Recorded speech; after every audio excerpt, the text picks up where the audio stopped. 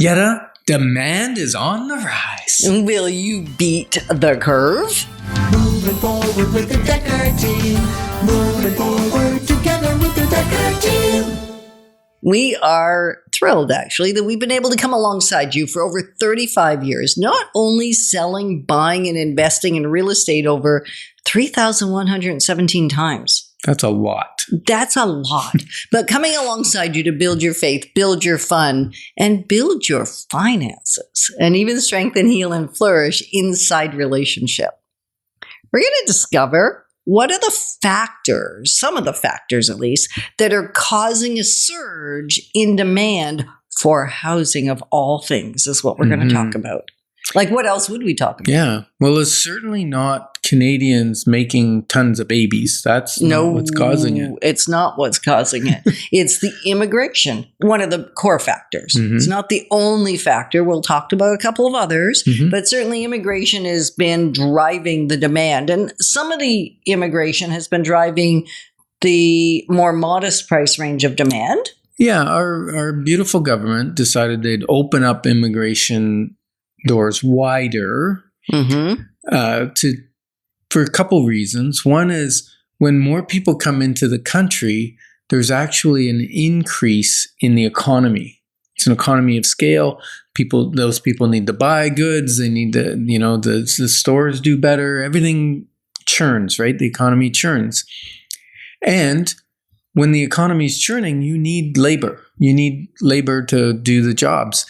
And people were saying jobless rate was low and it was hard to find good employees. So the government opened up the floodgates and they went to close to 500,000 people per year for the last year or two. Right. And in 2019, just to give it some perspective. Yeah, 5 years ago. 5 years ago, 341,000. So basically just over 150,000 per year increase in immigration, and we didn't have enough housing starts or enough doctors, enough anything. I mean, How many people don't have a doctor? A lot. And a lot of people don't have homes either. And we're not talking just buying homes. We're talking rental, affordable housing. There just hasn't been enough construction. And I was at a seminar the other day, and they were actually saying that a lot of money got promised to build affordable housing, government operated housing. And what that speaker was saying was, unfortunately, like a huge portion of it, like 85% of it, was going to repair the old stock, not build new doors for people to live in. They because don't live it in had the gotten door, derelict, right? Yeah. So now, our federal government announced about a couple weeks ago, they announced we're going to slash immigration because that's one of the things when they poll Canadians, they're saying we have too high an immigration level right now. That's what's causing the stress on our infrastructure, on our housing, on our roads, on our healthcare, on everything, right? And so they're slashing. What are they slashing to? About 395,000. Yeah, somewhere still above our 5 year ago rate, but they called it slashing because 20% reduction is a fair bit. And it's going to go down a little bit more the next year and a little bit more the following year. But Ken has a hard time buying that it's a slash. Well, he's when they looking said for a 50% off sale. I was thinking when they said they were slashing immigration, I thought like they're closing the door. Like until we fix our housing problem, we're not letting anybody else in. But no, 400,000 people. And we're not building houses for that many people. Which is why there are some things we're seeing though. We're seeing more people stay home longer. We're seeing more people have multi-generational residences. Yeah. And we're seeing more apartment units. I'm seeing parents with 50-year-olds living in their house still. And you think that's a problem? Stop cooking with cheese. Okay, that's an old commercial. It's an old commercial, but it was a good one. So that's creating a bit of a problem. I think it is. If you're thinking it's not a problem for me, well, then give us a call because we'll help you get clarity about what steps you need to take and how quickly to take them. And what to take, right? And if it's not for you, you may know someone else. Like you may say, Ken and Yetta, I have heard this and I have heard this. Now, I know you haven't heard all of it, but you've heard most of it maybe. But maybe there's someone else in your life that you really care about, that you want to help get started. And sometimes information is all they need. Maybe you've been telling them it's time to get started and they can't hear it from you. Maybe you're too close. Yeah. I got a question for you, Yetta. Okay.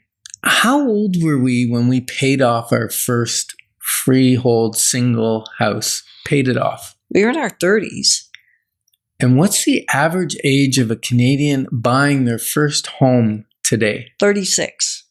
36. Up from a few years ago at 33. We bought our first home 22, right? 23. Well, no, we were still 22. I was 22. You were 23. Okay, you were the old guy. Yeah, thanks.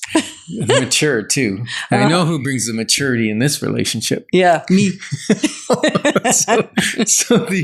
So here we are. We're in our mid-30s and we paid off our first home. After making big messes. Yeah, but we worked hard to pay off our first home. I don't necessarily recommend you pay off your first home right away because we got other smarts now.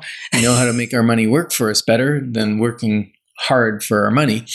Which is in another episode, The point is so many Canadians now are getting a late start in something that 90% of millionaires have real estate in their portfolio, and Canadians are getting a late start. So what's the pent-up demand? We have this pent-up demand of when they used to buy them in their late 20s, early 30s. Now they pushed it off to the 36, so there's that bandwidth. Plus, we have this thing called the baby boom echo. You know what that is? Yeah. You know what an echo is? Go ahead. It's when a lot of people have babies and then like 30 years later, all those babies have babies. And that's the echo.